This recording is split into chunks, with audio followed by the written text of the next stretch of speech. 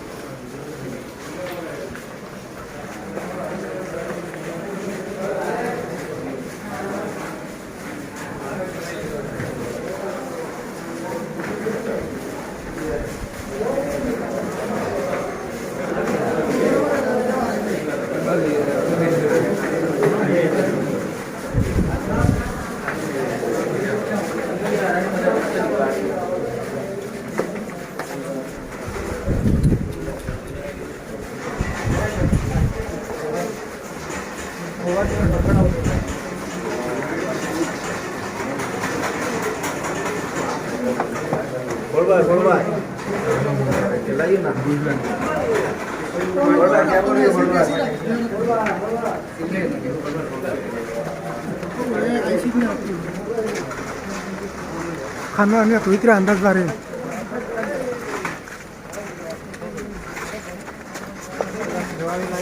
तो जरा दिखा तो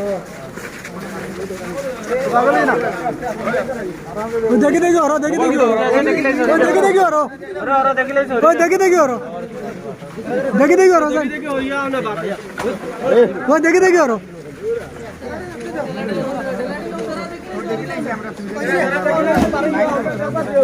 थोड़ा देखिए हमारा बात है, बहुत बढ़िया मुख देखो